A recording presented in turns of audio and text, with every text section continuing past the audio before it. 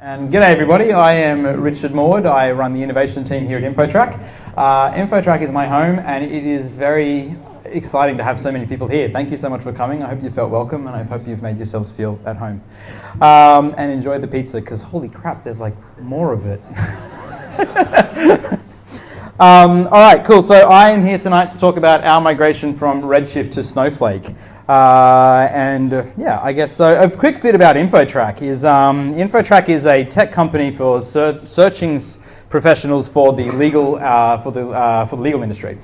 So we have services to help you search for people, properties, and companies. And some use cases for that is, let's say that you are purchasing a home and your lawyer would need to do title searches or a bunch of searches about the property that you're trying to purchase. And to do that, they can use Infotrack, or they could go to individual authorities. They need to do about 18 different searches. They could go to all of them on their own and they could try and deal with the councils and get a 5-day turnaround, or they could use someone like Infotrack who has all the relationships set up and all the APIs set up and all the automation set up, and we can give you that turnaround within 1 to 2 days, I should say. So that's pretty cool. We integrate with a lot of legal practice management software, or you might be an accountant who is trying to start up a new company or needing to do a merger with another company, and you need to do your know your customer, your KYC process with that other company to make sure that who you're dealing with is someone who is reputable and good and knows their stuff and doesn't have a history of bad things. And my favorite one is we've recently entered into the consumer market, and by recently I mean about 6 months ago, and there was a plumber who called us up and he says, mate, I got a burst pipe here, I got water all over the place, I don't know where the mains is, can you help me find the pipe? Yeah, we got his back. We've got a connection to the Sydney Sewer Service, and we could shoot him a diagram onto his phone. He was able to fix the issue on the spot. Yeehaw!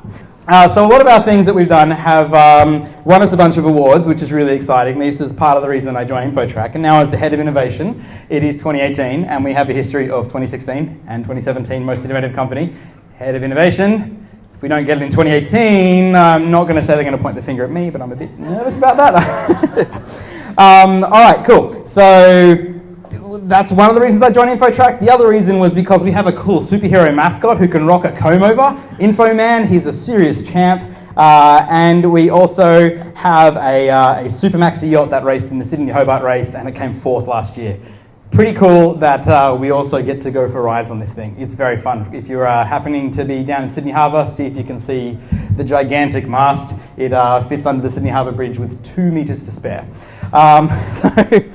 All right, so why Infotrack? I really just explained most of that before, so I'm going to skip past this one. If you're in the legal industry and you're not using Infotrack, I don't know why you're not. Get in touch. We'd love to help you out. All right, so about a little over a year ago, Infotrack contacted me and said, we want you to come along and start up a data team at Infotrack. We want you to build a database that is instantly searchable of every person in the world and return all of their assets. And I look at that and I go, that is really, really fun as a data problem. I reckon I can solve that, and I'm so excited to do it. But then I read that a bit more and thought, okay, there's a few problems here. Instantly searchable. How am I going to make 7 billion people, 8 billion people in the world now instantly searchable like that?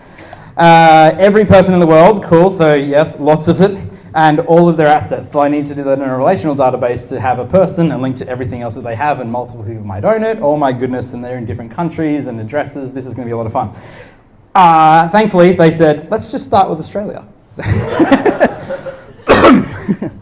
All right, so I'm very proud to say that we've built this product over the past year. It hasn't launched yet. We've just got a little bit more to go before we can push it out to people. Very exciting though. So I wanted to talk about tonight about how this whole system works. So we have a bunch of data sources. We have a data processing pipeline, and we have where the website is hosted, which is nice and serverless, and then we have our code pipeline, code build, code deploy. We love AWS. AWS is fantastic. We knew from day one when we started the innovations team that we are going to be marrying ourselves to AWS. If they have a service that we think is that does what we want, we're just going to use them. And they've been really good to us. So tonight's talk will focus on just the data flow part. How do we get the data? What do we do with it? And how do we process it? And where do we stick it? All right, so the workflow of our data. I'm like kind of in this weird thing like that to see what's coming next. So we've got a bunch of data sources. We stick all that stuff onto S3. Usually comes in as a JSON format with nested arrays. And because nested arrays and Redshift don't play well together to start off with, we push it through Spark first to then do a bunch of address parsing and split us one single string into all the columns that we need for an address. And then we stick it into Redshift into our staging tables. Then we go ahead and use Matillion, which is an ETL tool, ELT tool I'll talk a bit more about later, to move our stuff from our staging tables into our final staging, into our final relational database. And now, because Redshift is not great at individual seeks for one specific row, we then move it over to Elasticsearch, which solves our instantly searchable problem. And then we stick it into Aurora. And I'll talk more about that why in a second. All right, so that worked. Let's talk about some problems that we had with it to start off with. The first problem was that we needed this job to run every single day. And when we first built it, it took 25 hours. It doesn't quite work daily, which is a bit of a problem for us. Yeah. The second one was that Redshift needed a whole bunch of work to re-index the data. So it was enough the data that we, for Australia only, that we could fit it on one single node of a storage optimized cluster. What's like a terabyte, I think it is. Anyway, so that was plenty for what we needed. And that's why we started off and possibly why it took 25 hours in the first place. And Redshift does aggregations, so really, really well. It is absolutely optimized for aggregations. You go tell me the number of sales that a client has had over the past 12 months. You'll get the result like that. Or tell me the amount of money that a particular client has spent. You'll get the result like that. But if you go, I am looking for Richard Charles Morwood, born on the 28th of April, 1985, who lives at this address, find me his row. Redshift is no good at that. Redshift will take 4 to 5 seconds and come back to you with a result, even if you have yourself indexed specifically on every single field. Even if you know the primary key of me in that database, you will still take 4 to 5 seconds to get that single row back. So that's why we pushed everything to Elasticsearch. I guess I'll talk about that in a second. Third problem is that Redshift isn't like EC2. It doesn't support pausing, it doesn't support stop, you're getting charged 24/7. And so that became a bigger issue later because we thought, 25 hours. The 24/7 is not a problem right now. So then we did a bunch of improvements on this one. So we got the job running time, we adjusted the cluster size of why we're using a single node of a storage one. Let's move to a 6-node compute cluster. That just gave us enough space. And doing that alone got it down to 13.5 hours, and we're cool, that's pretty incredible. Now let's start indexing this data. Let's start doing more things with it. Let's start putting better compound indexes in place. And so Chow Mu, a lovely gentleman standing on the back there, put him on the spot, he said, I can do better than this. I'm going to do better. And I said, all right, go for it. And so he worked on that problem for about 2 weeks, and he got it down. He went a third week, he got it down. He worked for a fourth week, and all of a sudden he threw his hands in the air one day. He's going, yes! And you go, woohoo, what have you done? He goes, I got it to 3.5 hours. I'm like, that is, I don't swear, that is really, really incredible. Good work. That's awesome. That solves our 24/7 issue, or our 25 hours issue. So Redshift does aggregations really well, but it doesn't do that individual searching. So that's why we pushed all of the data into Elasticsearch so we can get our super fast searches. That's a better click. Okay, I'll stop. And then you search for Richard Charles Morwood into Elasticsearch, and then we push that over into the rest of the data you could possibly need and all the relational parts into an RDS cluster. Because in Elasticsearch, we return the primary key of the person, which we know in advance. Now we can put an index over our RDS running on MySQL, and no matter how many rows in there, it is awesome to seek for a specific single ID, so we get a result within 50 milliseconds. Awesome. We've got a very fast performing service for every person in Australia. The third solution that we came up with, well, it's still an issue, which is Redshift isn't like EC2. It doesn't pause. We've now gotten ourselves from a 25-hour job down to a 3.5-hour job, which means that we only need our cluster on 5 days a week, Monday to Friday, for 17.5 hours. Yet we're being charged for 168 hours per week. We need 1/10 of this of the cluster, yet we're going to pay full price for this? All right, cool, that's interesting. And just as we solved that issue, the CEO, John Ahern, came along and he says, mate, your AWS bill. I go, yeah, I've got a meeting with you scheduled about that. And he goes, well, let's address that right now. Can you get it down? And I go, yeah, that's why I wanted to meet with you. Yes, we recognise that we can get this down now that we've solved the processing time issue. And so we identified 2 targets, one Elasticsearch, which we have come up with working on a solution for that one, and 2 Redshift, and that's what I'll focus on. So first thing we said was if we can get this Redshift server to work like an EC2 server, to turn itself on and off, great, that's going to solve a lot of our issues. So we got in touch with the AWS ninjas, and they said, step functions to the rescue. Awesome, we've got ourselves some step functions. So we built these 2 step functions. One that says, well, the Redshift cluster is running. Let's turn it off, take a snapshot, and then make sure that everything's okay. Once it's complete, we'll confirm that it's completed successfully, and then we'll go ahead and delete the older snapshot, so you've always got a rolling 7 days of backups of this one. Great, the job's complete. If there's any problems with that, it'll let us know to say something's gone wrong. Here's an email to let you know. So then we said, great, now that we have this backup, let's go ahead and make a new step function that can turn it back on. So it says, let's take the newest snapshot that we've taken, we will initiate the restore request, and once it's completed, we wait just a little bit here to say, just let the whole thing come online a bit more, just to be safe. And then we say, let's confirm a DNS request. So every time you restore a Redshift cluster from a snapshot, there's a possibility that you will get a different DNS endpoint. So we said, let's go ahead and buy ourselves a domain, and then we'll set up like something like redshift-sid-whatever, .infotracklabs.com. So now every time the Redshift cluster comes on, the step function says, I've got a new Redshift endpoint. We go, that's okay, let's put this domain in there, and now our connection strings don't need to change every single day. We're happy. So this was okay. This was okay until it wasn't. If the restore fails for whatever reason, then the jobs don't run. If the jobs don't run, then the data's out of date. If the data's out of date, then it's no good to us. And then we have to get it back on track. And that took us a day. So we go, well, the job takes 3.5 hours. Yeah, but turning on the Redshift cluster from a snapshot takes like 20 to 30 minutes, sometime up to an hour. So now we've lost an hour because we can't leave the computer until it's on so we can start the job. Then we have to baby the job along, and then we have to turn the Redshift cluster back off after it so that we stop getting charged. So the problem's partially solved. So then I went back to the CEO and he says, your AWS bill, can you get it down? I go, we can, yeah, but that it comes with its own set of issues. But we were pretty happy at that point. Like, good, it's working, we can get this thing going. So then I went to reInvent, 2017, which was really fun. If you ever get the chance to go to reInvent, go, and if your company won't send you, then put together a business case for why you should go. I can help you with that.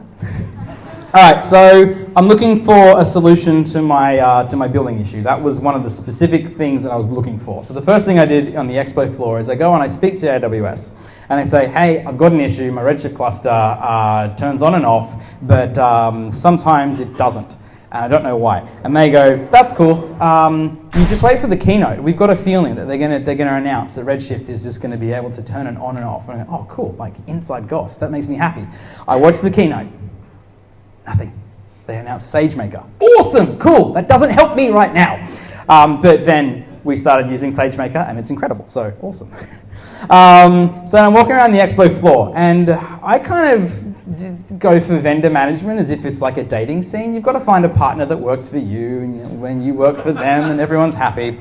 So I'm walking through the expo, and I've been asked not to wander up and down, so I won't. But there's I'm walking through the expo, and I'm trying to get to the Matillion bench to go say to g'day to my partners over there, my friends over there. And I walk past this awesome blue display. I don't have a photo of it, but they had a cool blue bobsled, and blue is my favorite color, so I'm just going, yeah, cool. I walk over to their thing, and I just insert myself into a conversation with one of the people there, and they go, yeah, we've got this, you're worrying about your data indexes? You don't have to worry about that with Snowflake. And I go, really? Don't have to worry about my indexes. Cool, what else? What else do you do?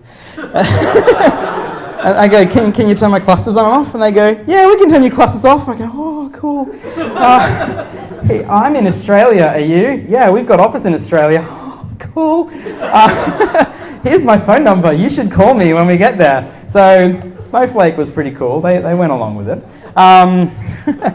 So then when I came back to Australia, and this guy Kieran calls me, and he goes, hey man, I'm calling from Snowflake. Oh, you called me. This is so exciting. And so he goes, let's get together and talk about stuff. I go, yeah, how about you? He goes, let's go for coffee and talk about it. I go, you want to come to my place? We have a cafe. And so he came along, he started talking about it, and he goes, I've gone, look, I can't just commit to you. I need to see that you're good for me. Can you help me with that? And he goes, yeah, of course I can. We got a free trial. How about you sign up to the free trial? We'll set up your account for you because we're nice and friendly. And you build a proof of concept. You take whatever you want and you say, build the proof of concept, and you tell us how good it goes. And I go, all right, cool. But there's one problem in all of this, is that I need Matillion. Matillion is so ridiculously important to me, and I'll quickly give you a run through of why. So what it is, it's a visual ELT tool and scheduler. It's a drag and drop for all AWS components and SQL query components, and it works with Redshift really, really well. And why we use it is because we're not their biggest customer, but they treat us like royalty at every single step of the way. We said we've got an issue, they are coming back to us instantaneously. I'm going to stop trying to click. I did it that time. So if we've got an issue, they come back to us. We say we really need to speak with someone and show you what's going wrong. And they go, no troubles at all. We'll be up 6 a.m. UK time tomorrow in our office so that we can do a video call with you in Australia. And I go, that just makes me feel wonderful because I only have to stay at the office until 4 or 5 o'clock. So they're making sure that they suit themselves to me and my team. That makes me very happy.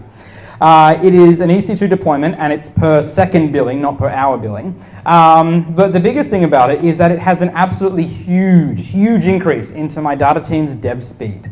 So things that would have taken us quite a long time to write all the complex SQL for our Spark job to just push the final data into Redshift, I don't have that problem with this because we can just write the SQL, or we can drag and drop everything around. And SQL's my favorite language, and so when someone says it's going to write SQL for me, I go, no, I've been speaking this language for 15 years, don't tell me how to speak it. Yet the output that it comes through is wonderful. So speaking with the Snowflake guys, they go, Matillion is ridiculously important to me, you cannot take that away from me. Do you support Matillion? They go, oh yeah, you bet we do. So Matillion works with Redshift and Snowflake really well. So cool, can you fit into my data pipeline? Sure, just take Redshift out and stick us there. Hey, cool, what programming language do I need to deal to talk with you? Because, you know what, I'm SQL. I love SQL. Don't make me learn a new language, please. And they go, no troubles at all. We love SQL too. We're a SQL database. Oh, we're going to be this is just too perfect. So from our existing data workflow, all we had to do was change Redshift to Snowflake. No other changes. Holy crap, this is amazing. So I think at this point, I'm playing too easy here. I need to play a bit harder to get. So I say, you know what, let's take our biggest job, the one that is the most complex thing, the one that said it takes 25 hours to run, and let's see what it does with its, I don't need to index stuff, and I'll turn your server off for you and you stop getting charged instantly, and it just works with Matillion. Like, all right, cool, let's see what you got. I'm going to pick it on your smallest cluster, just so it can I can go back to you and say, yeah, it's pretty cool, but it's not great. Can you help me? What have I done wrong here? I really wanted to throw that at you. I really did. And so then how does it run? Well, quickly before we talk about that, let's talk about the actual migration. How do we get the data off Redshift and onto Matillion? Onto Snowflake. We said, hey, Redshift, can you please do an unload and put everything onto S3 for us? And then we went into Snowflake and created all the tables that we needed. At this point, we're not getting charged with Snowflake because you're just creating tables. Its metadata layer is taking care of everything.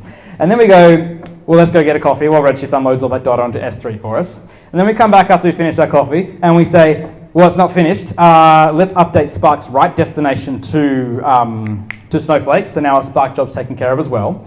And now let's chill out for a while, and then all of a sudden we say S3, write yourself to Snowflake, and it just did it. And I'm like, okay, cool. So the final result, how long did this job take to work? The other one, after weeks and weeks of work, took 3.5 hours on a 6-node compute optimized cluster. This thing took, on the smallest Snowflake, one single instance, 3.5 hours. What have we missed? I go to Sneha, who's one of our data team, and I go, Sneha, she's so excited. It took 3.5 hours. I go, something's wrong, you've missed something. I double check the data, everything's fine. I go, well, can you please triple check the data? She goes, I've triple checked the data, everything's fine. And so, me being the facetious manager at the time, I go, we've missed something. Can we please check it in front of me? I'm just thinking, I'm gonna find out what's wrong. And she's over, she sits down, she walks me through it. All right, cool, I'm sold. It really did do it in 3.5 hours. So then we had a team party. Woohoo! There was chips and a cake and some lollies, and I was wearing a unicorn rainbow hat. Okay. So cool, that was pretty cool. But then Snowflake just kept on impressing us. And I want to switch over to a demo here for a second, which I hope I can work this correctly. All right, so this one's not displayed there. I'm going to do this awkward, weird mouse thing at this angle. So here we've got all of our Snowflake clusters, and they're currently all suspended. They're all off. So I'm now going to jump over, just to really show that off, I will press the refresh button to show this isn't cheating behind the scenes. Cool, everything's off. I think I'm using the demo warehouse down the bottom, or the yellowfin one. Let's quickly jump over. Come on, mouse. Come on, mouse. What am I on? So I am using the demo warehouse, which is the compute cluster. And I say, just to prove that this is real, I'm just going to run let's demo it. So the cluster was off, and it just turned on and gave me results in 113 milliseconds. That means there was a cluster sitting there doing nothing, and I said, hey, run this query. And it said, what's up in the cloud? I've got all these warm things. I'll stick one into your account. I'll read from your data, and I'll stick this result back to you in that time. That's really freaking impressive to me. Like, wow. I just want to show you something else for a second. I'm going to jump over to Redshift. I'm going to jump into Redshift, and I'm going to... My cluster's off.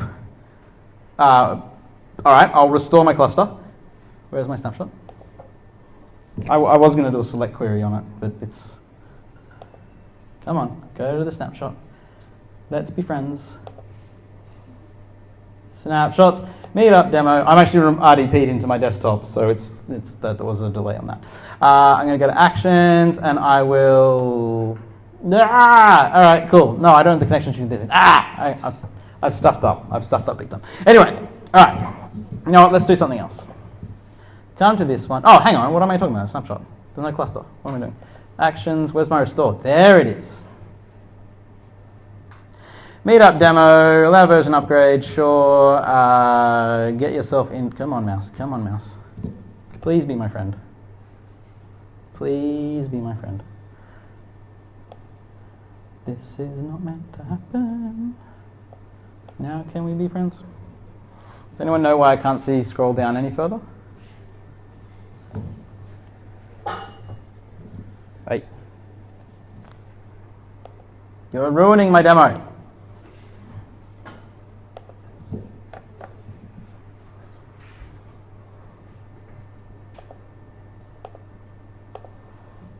I will now make an offering to the demo gods. All right, I'm going to do this on my other modeler. Should have done it through command line. I should have done that. I have no comeback to that. Yeah, through both. Default, come on, cancel. This would have been so much cooler if it just worked with me on the first go. Okay, there we go. This Redshift cluster is now restoring. Come back over here. Creating, restoring. I don't think it looks blurry. That can go away in a minute. All right, so now I'm going to jump over into my Snowflake thing here. So that was from a cold start, just to get that running. This query here is reading directly from our data warehouse. I'll run some stuff. And cool, it just gave me a bunch of rows. What do I do? For all of the data from all factor orders that were done since 2018, the 1st of March, it's gone ahead and run that in 170 milliseconds. That's pretty cool. I'm going to leave that right there, just to block off some numbers. So my dad is a lawyer, and I think that I might run a query just to demonstrate that this isn't doing some kind of cache thing. I will drop this view. It's gone, and I'll recreate this view, and it's going to look at all orders for the past for this year. Recreate the view, and now I'm going to test this query. So my father works at Robinson & Robinson Lawyers. When I first said there's this company called Infotrack that wants me to do some data stuff with him, I don't know, legal industry's got some fun data. He's going, yes it does, take the job. So I did. All right, there we go. I've dropped the view. Why can't I click with this finger? I dropped the view, recreated it to show that it's not doing some kind of cached query optimization plan, and it said that took me 2 seconds to run it. Now I'll run it again. Hey, presto, 179 milliseconds. That's not good enough for you? You know what? I'm querying this data, and so is everybody else in the company. All 300 of us, for some reason, trying to query Snowflake. So I've got this bit of a concurrency issue. I'm a developer. I'm going to work on a different cluster to them. So I'm going to come up to my, come on mouse. Come on mouse. I should have just used an external mouse, not this one. All these other things are off. Let's just run the yellowfin one. Sure, do I want it to be extra small? You know what, for the fun of it, I'll make it large. Hey, presto, that cluster is now assigned to my account. I'll now just test that query again. Oh, there it was. Change the cluster and run it again. So now it's reading from the same single data source. And hey, presto, it's coming back at the same speed. This is pretty impressive that I can just say, I want a new cluster pointing at the same stuff. And it goes, yeah, right, so I've got a full-on separation of storage and compute. That's really cool. So then I go, you know what, I am a developer, and I don't want to be working on, come on, mouse, I'll just use the keyboard. I don't want to be working on the production database here. I want to make a clone for myself that I can work with. And so I'm just going to run this clone database one. So now I've got a dev version. This will take about 10, 13 seconds to run. So this is going to go ahead and say, let's take a copy of that whole database, let's make a whole new database, and now it's a clone of it, it's a replica, and now you can query this one as much as you want with all of your own with all of your own compute power and not make any changes to the main one. Great, 13 seconds to make a whole new cluster. Hey Redshift, how you doing over there? Oh, you're still restoring. Yeah, it is still restoring. All right, cool. So back over here, I've replicated the database, and I'm just going to turn it off.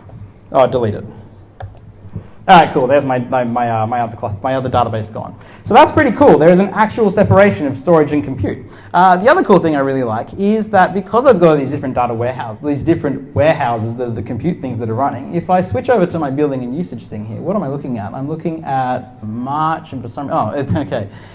There's a bunch of other warehouses scrolling down through here.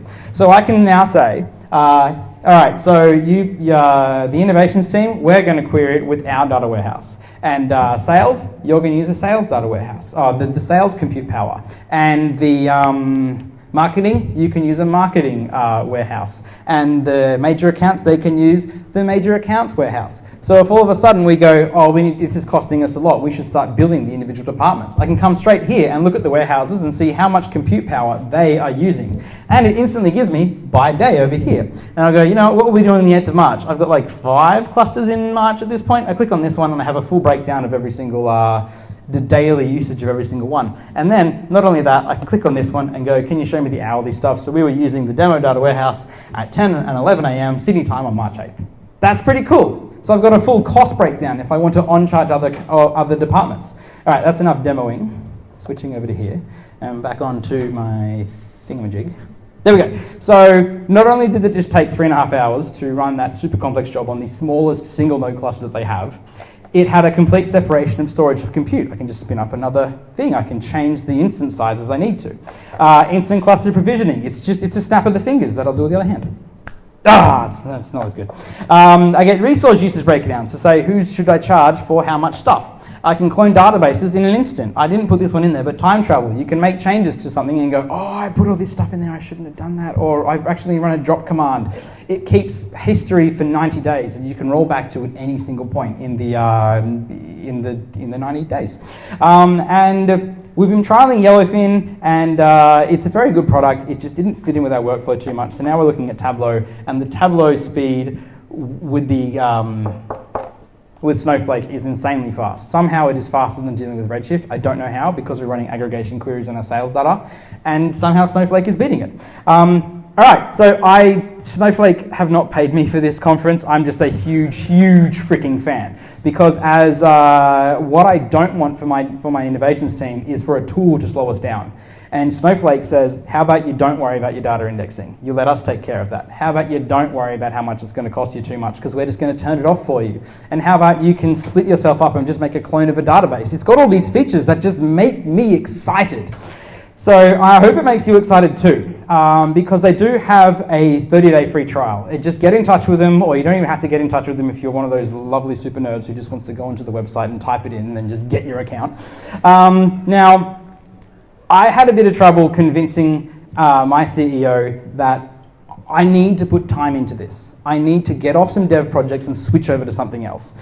So shout out to Adrian, the first presenter of the night from Contexty. They can help you do that. If you absolutely cannot switch your dev time over to do something else, get in touch with them and say, can you help me build a proof of concept? I've got this Snowflake trial. I really want to take advantage of this one.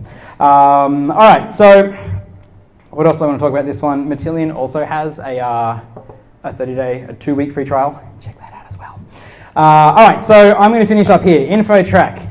It's still early days in our relationship with Snowflake, but I tell you what, if it keeps going the way it's been going so far, I'm looking forward to a long and healthy relationship with these guys. Infotrack and Snowflake, we love them. They're being really good to us. All right, so that's enough from me. Thank you very much.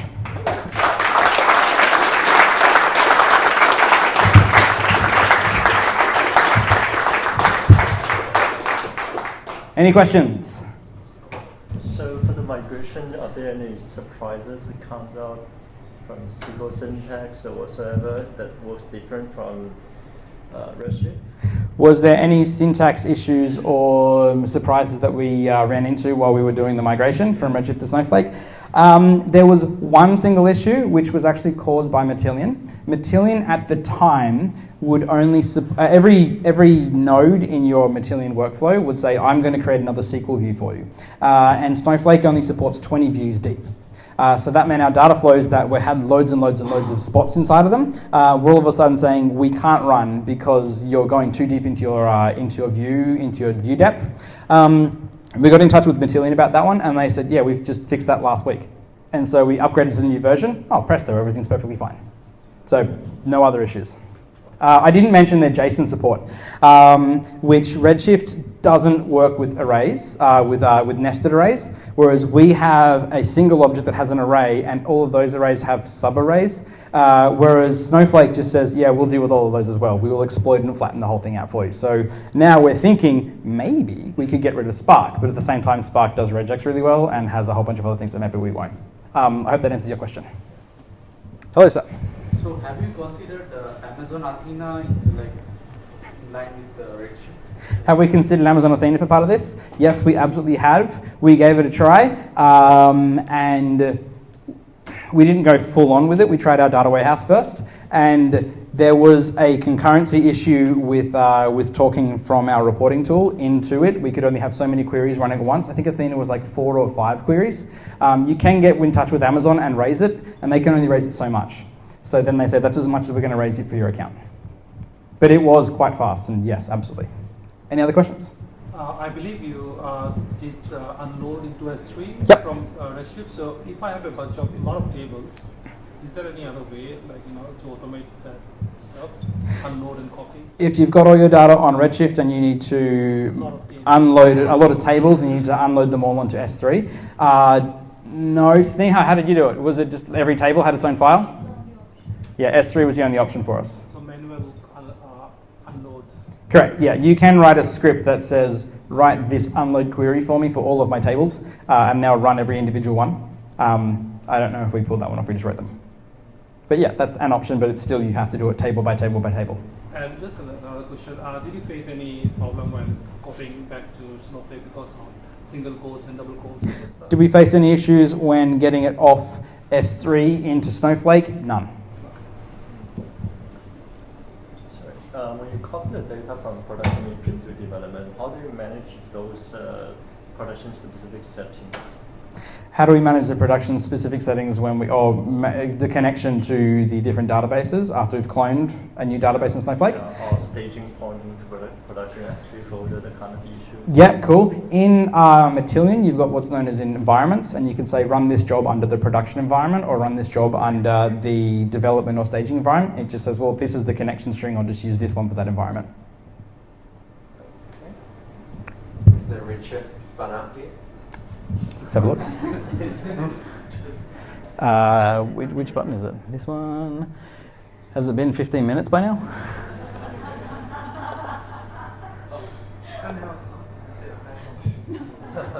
Unhealthy. So I should probably just give a shout out here. This was not to bag Redshift. Redshift has its use cases. Redshift is amazing. It got us to this point.